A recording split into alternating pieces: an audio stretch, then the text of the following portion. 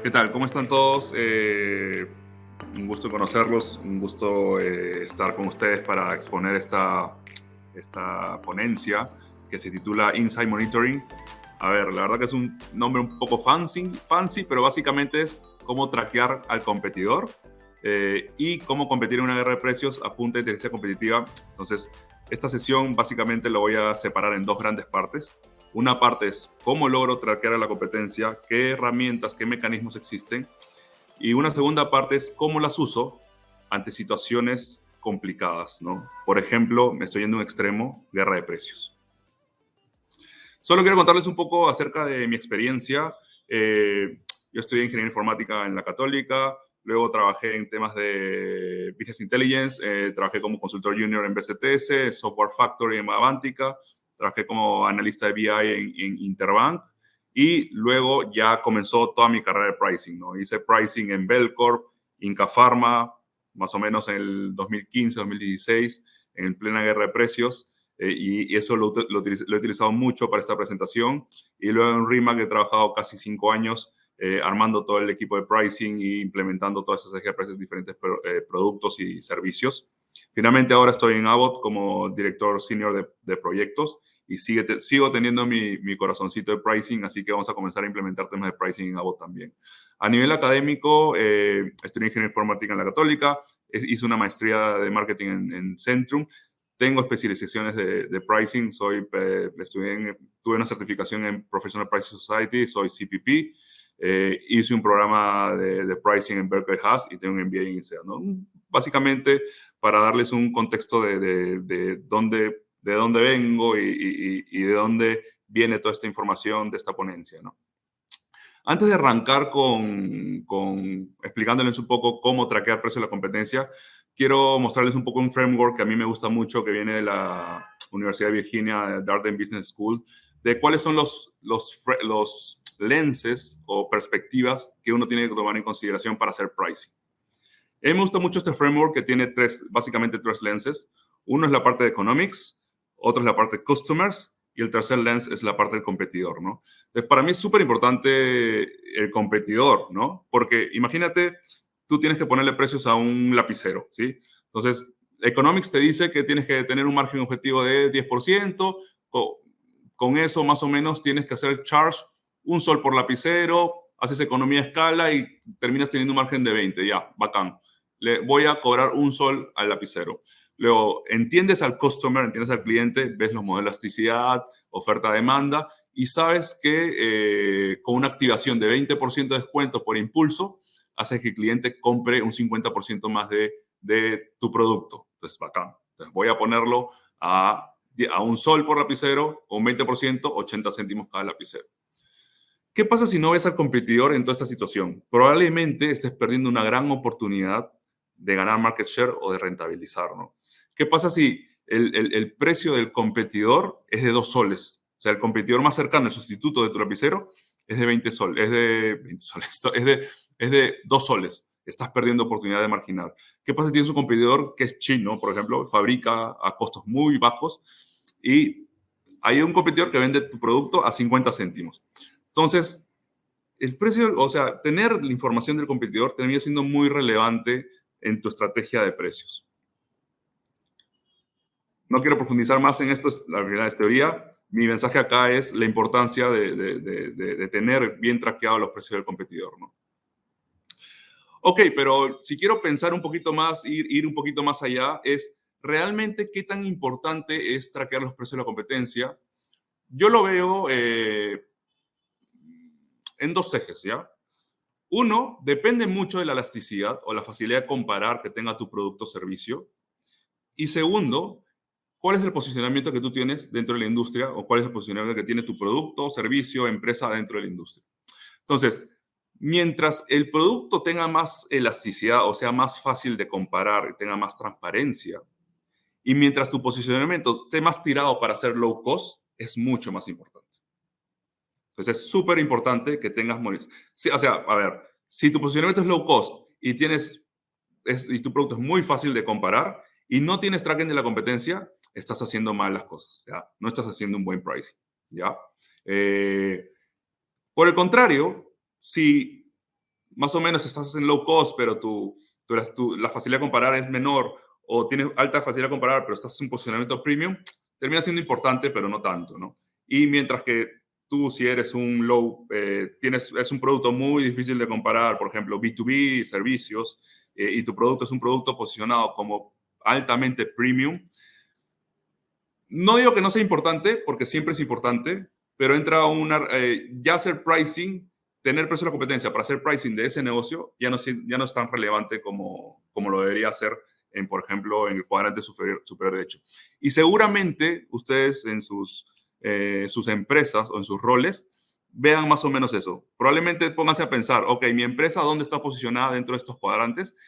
Y muy probablemente tengan más o menos capacidad de tracking de precios versus si estuvieran posicionados en un segmento más de premium y de low, facilidad de comparar baja, ¿no?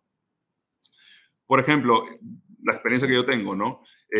Cuando trabajé en Belcorp tiene un posicionamiento intermedio, pero una facilidad de comparar alta, porque las consultoras, o sea, tienen todos los catálogos al costado. Entonces, más o menos, sí que era importante, entre muy importante e importante. Cuando trabajé en Rimac, la importancia se redujo porque Rimac es un producto un poco más premium y la transparencia de precios es un poco menor.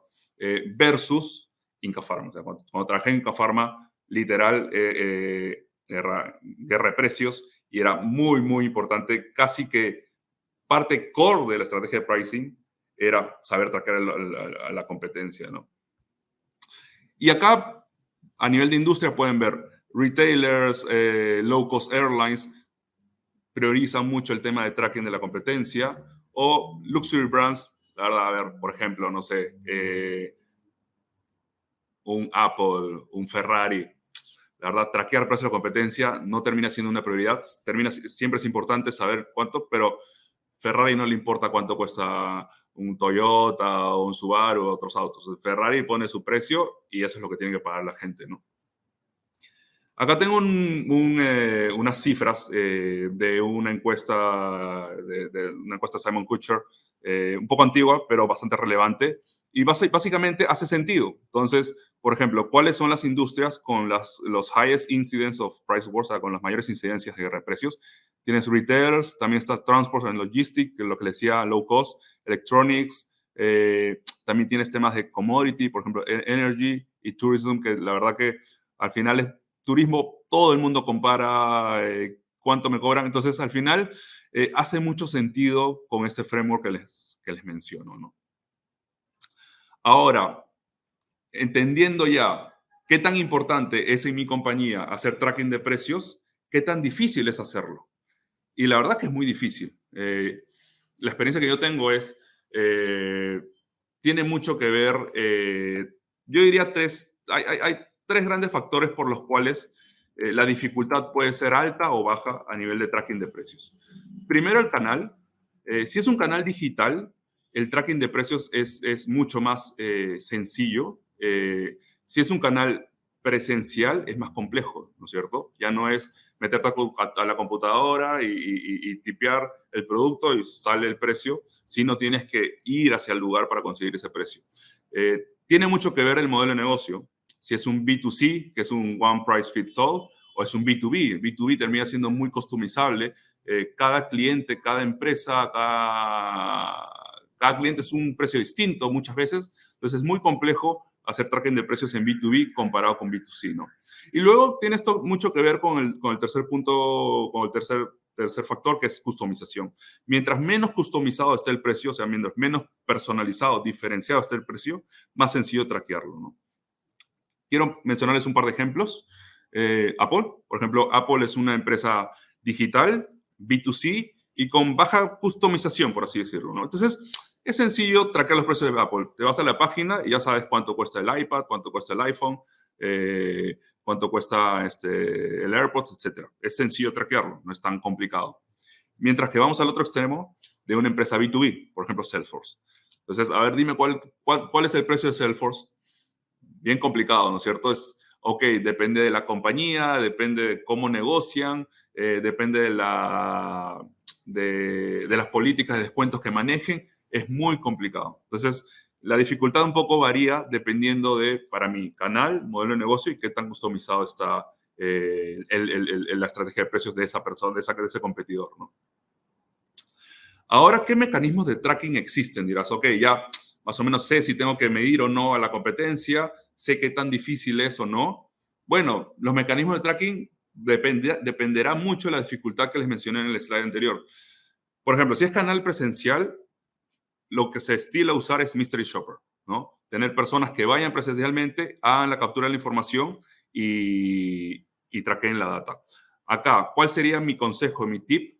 Comiencen pequeño y vayan escalando. Por ejemplo, he tenido experiencias, o sea, tenía equipos de una sola persona que hacía el Mystery Shopper, esa persona misma, y luego cuando las áreas comerciales o la compañía veía el valor de tener esa información, es donde yo iba escalando y iba contratando terceros para hacer Mystery Shopper, ¿no?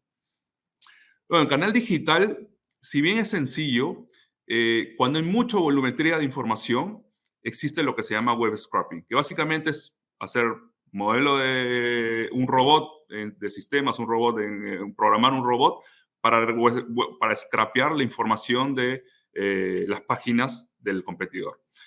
Acá, otra vez, un advice que les doy es hagan web scraping de manera controlada y medida. Porque he visto casos, y yo he sufrido esos casos, donde hemos hecho saturación, hemos colgado páginas enteras haciendo web scraping, y la verdad que es lo menos que tú quieres que tu competidor se entere de que estás haciendo web scraping a su página. Entonces acá, ser muy medido, no hagan web scraping cada hora, hagan web scraping cada semana, cada mes, no sé, contrólense porque la verdad que se evidencia si es que está saturando la página del competidor, ¿no? Y finalmente, en un modelo B2B, es muy complicado. Para mí es tal vez el modelo más complicado para hacer tracking de precios. Acá mi advice es utilicen a la fuerza de ventas. O sea, la fuerza de ventas usualmente tiene contactos muy cercanos o genera relaciones con los clientes y los clientes usualmente tienen la oferta de todos los competidores. Acá mi único advice sería sean muy cautos, tomen con pinzas la información que le da fuerza de ventas, porque muchas veces la información que te da lo tratan de usar a su favor, ¿no? Finalmente, para cerrar esta parte de tracking, la creatividad es súper importante en este proceso. La verdad que van a encontrar casos muy complejos y la creatividad es la solución. Esto obviamente termina siendo raw data y hay un proceso luego secundario que es digitalizar esta información para usarlo para tomar decisiones. Entonces ya las decisiones que tú tomes lo meterás dentro de tu modelo, armarás una base de datos, harás dashboards y irás monitoreando al competidor, ¿no? Con esto quiero dar paso a la siguiente parte de la presentación. Y justo no sé cómo, pero ha coincidido la gráfica que tenía acá. Price War, ¿no? Pues una vez que tienes los precios, viene la etapa de Price War, ¿no? Que es, ok, una vez que tengo toda esta información, ¿cómo la uso a mi favor? Y qué tácticas puedo utilizar si es que yo estoy en una etapa de guerra de precios. Como introducción a la guerra de precios, mi primer consejo sería aléjense lo más posible de una guerra de precios. Yo creo que no hay nada, no hay ningún mecanismo, no hay peor mecanismo para destruir una industria o erosionar los márgenes que la guerra de precios. Y yo siento, o sea, mi punto de vista personal es que la guerra de precios es mala para todos. ¿Por qué? Tú me puedes cuestionar, no, la guerra de precios al final termina beneficiando al consumidor o al cliente porque hay precios más competitivos. Tal vez en el corto plazo, en el largo plazo no. ¿Por qué? Porque, ¿qué pasa? Terminas erosionando la industria termina teniendo márgenes muy bajos y suceden dos cosas. La calidad del producto o servicio de esa industria termina cayendo mucho y termina perjudicando al consumidor final. Y la otra cosa que puede suceder es el que tiene más el pata financiera, pertenece a un grupo, o el que hizo mejor las cosas, entre comillas, financieramente hablando, termina comprando el resto y se genera un pseudo monopolio que termina finalmente perjudicando el libre mercado y el consumidor final. Entonces, mensaje es, avoid la guerra de precios lo más posible, ¿no? Algunas frases que solamente quiero mencionar es, la mejor victoria, esa es una frase de Sun Tzu, el arte de la guerra, es la mejor victoria es vencer sin combatir y esa es la distinción entre un hombre prudente y el ignorante, ¿no? Otro quote que me gusta mucho de uno de los primeros libros que leí, que es The Confessions of the Pricing Man, de Herman Simon, que es el fundador de Simon Kucher, era: "In a war, the atomic bomb and price are subject to the same limitation. Both can only be used once", ¿no? Y cierro un poco este slide con el caso de Vasily Arkhipov, the man who saved the war, que fue la persona que salvó al mundo de una guerra atómica en la crisis de misiles en plena Guerra Fría, la crisis de misiles de Cuba. Los que saben la historia saben a lo que me refiero, no quiero explayarme un poquito más, pero fue una persona muy prudente en un momento muy tenso, muy complicado, que básicamente salvó al mundo de una guerra nuclear que hubiera destruido todo, ¿no? Alguna información que les quiero pasar, solamente como para dejar el mensaje claro, es: miren, esta es una información un poco desfasada, pero bastante relevante. Imagino que ahora debe estar un poco más crítico, inclusive el tema es: ¿cuáles son los declives de precios que resultaron de guerra de precios? Entonces, por ejemplo, The Bus Service en Estados Unidos, 80% de declive de precios. Airline Tickets, 55%. Cigarettes en Alemania, 25%. Llantas en Europa, 17%. Snack en US, 15%. Y probablemente en muchas industrias más existan ejemplos como estos, ¿no? Ok, ¿cómo evito una guerra de precios? Existen diferentes mecanismos para evitar guerra de precios. Yo lo resumo básicamente en 3, y que básicamente termina siendo: primero, avoid misreads, quiere decir, evita no leer bien a la competencia. Entiende la competencia antes de reaccionar. Segundo, avoid overreaction. Imagínate que ya entendiste la competencia, no hiciste un misread, así la competencia haya querido atacarte con precios, y usualmente el 80-90% no es intención de la competencia, pero imagínate que sí, es intención de la competencia, evita overreaccionar. Piensa un poco antes de hacer las cosas, analiza los números y mira si realmente vale la pena contrarrestar o no esa acción de la competencia. Y tercero, comunica efectivamente tus decisiones de precios y evita que la competencia te lea mal. Aquí quiero, a ver, por ejemplo, pongo ejemplo. Si vas a hacer un descuento o bajar los precios de un producto que usualmente nunca lo has hecho, comunica bien que va a durar solamente un mes. Luego regresaremos a los precios regulares. Entonces el competidor sabe que no es una acción de ataque, sino simplemente una campaña promocional para poder generar ese bust temporal, ¿no? Esa es una manera de comunicar efectivamente tus movidas de precios. Y acá quiero traer a la luz una persona que para mí ejemplifica cómo accionar o cómo evitar guerra de precios, que es Abraham Lincoln. Él tenía 3 reglas para lidiar con sus competidores y eran unas personas más políticas que han existido. Entonces él decía: espera 24 horas antes de responder. Limita tus respuestas a no más de 5 oraciones y siéntete libre de ignorar el comentario original entirely, ¿no? Él lo que hacía es escribía su letter emocionalmente, lo guardaba en su cajón y al día siguiente lo veía para ver si realmente valía la pena publicarlo o inclusive ni publicarlo. No tenía sentido porque estaba respondiendo con el hígado. Y tercero, considera maneras en las que tus críticos pudieran estar siendo correctos. O sea, quiere decir, entiende realmente el competidor. Probablemente el competidor esté haciendo eso porque se ve en la necesidad de hacerlo y no le queda de otra. Y tú no overreacciones, o sea, no sobrereacciones sobre eso. La verdad que me gusta mucho la política y cómo trabajaba Abraham Lincoln con esto. Y hace mucho símil con estos consejos que les muestro. Ok, ustedes me dirán: está bien, Xiao, ya. He querido evitar la guerra de precios lo más posible, pero no he logrado hacerlo. Ya estoy en una situación de guerra de precios. A ver, si ya estás en una situación de guerra de precios y no has podido evitarla, y no te queda otra más que jugar ese juego. A mí me gusta mucho ese framework de Nagel y Howland, de un libro de uno de los libros Foundations de Pricing que se llama The Strategy and Tactics of Pricing. Seguro muchos de ustedes lo han leído. Y básicamente lo que dice es cómo accionar ante movidas de precios o ante ataques de precios según dos factores.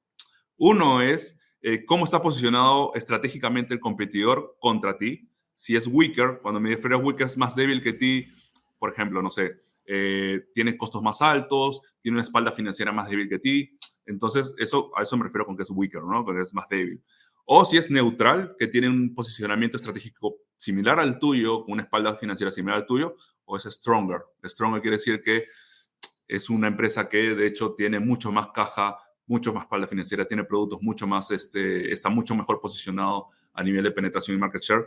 ¿Cómo accionar al respecto? Y el segundo criterio es, ok, esa acción de responder ante el ataque de precios termina siendo muy costosa para ti, para tu empresa, o tiene unos costos marginales que justifican la acción. Entonces, hay más o menos 4 diferentes tipos de respuestas según estos dos factores. Entonces, ¿qué pasa en un primer escenario cuando el competidor es weaker y la reacción de precios es muy costosa? Simplemente ignóralo, no hagas nada. Si él está haciendo un ataque de precios, pero es un competidor más débil, chiquito, ignóralo porque probablemente tu acción cueste mucho más que lo que le cueste a ese competidor chiquito, porque está atacando tal vez un mercado más pequeño, más nicho. Tú, si quieres contrarrestar esa acción y terminas bajando tus precios, te va a afectar a ti mucho más. Tú vas a perder mucho más de lo que podría perder él, ¿no? Pero si la acción está cost justified, no es algo tan costoso, es una acción marginal desde el punto de vista de margen, ataca. Ataca y destrúyelo. Y cuando digo ataca significa pon tus precios debajo del precio que él hizo, ¿no? A ver, vamos al otro extremo. ¿Qué pasa si el competidor es estratégicamente más fuerte que ti, ¿no? que uno? Si el price reaction is cost justified, si la reacción de precios se justifica financieramente, defiende. Cuando digo defiéndete, significa no pongas tus precios por debajo del competidor, pon los precios average, un poco por encima, pero cercanos a tu competidor. Eso va a demostrar que tú puedes hacerlo, que no te tiras para atrás. Y segundo, va a hacer que el competidor piense 2 veces antes de atacarte nuevamente. Solo si el movimiento de precios es justificado financieramente, ¿no?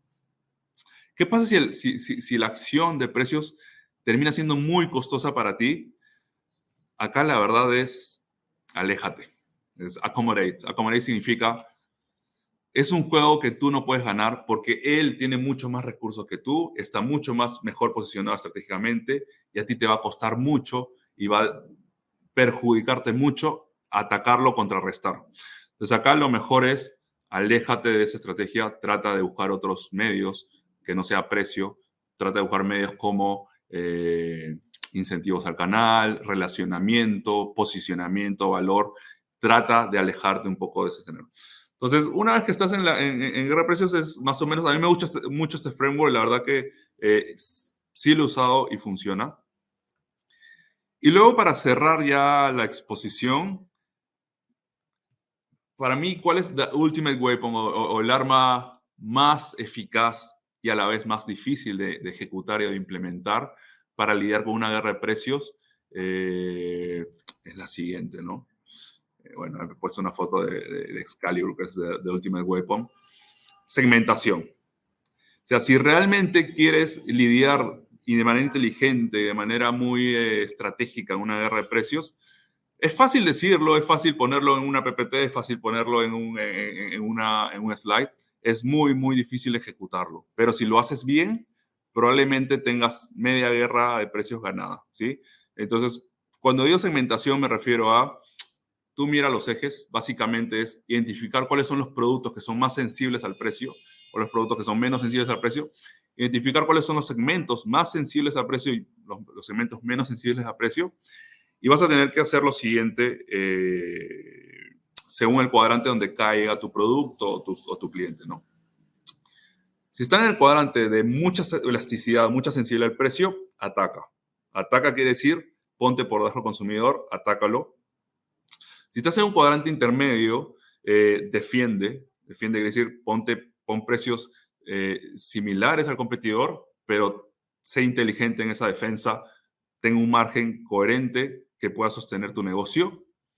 Y los productos que tienen baja sensibilidad y baja sensibilidad al cliente de producto, margina, sé bastante, tengo una estrategia de margin, de maximización de margen, porque eso es lo que va a terminar financiando tu estrategia de ataque, ¿no? Suena bastante interesante, es un modelo bastante interesante, fácil de explicar, fácil de decir, muy difícil de ejecutar, pero si lo logras hacer, probablemente tengas media guerra de precios ganada. ¿Y qué sucede esto? ¿Cuál es dónde está el truco en esta estrategia? Es tus productos en los cuales vas a marginar van a financiar los productos en los cuales se van a atacar, y los productos que van a atacar van a generar volumen para atraer gente que compren tus productos que van a marginar. Es básicamente un círculo virtuoso. Bueno, espero que les haya gustado esta sesión. Traté de dejar unos 10 minutos para preguntas. Voy a quitar la presentación porque está en pantalla completa. Antes que nada, muchas gracias. Este es mi correo por si quieren temas de advisory o quieren comunicarse conmigo.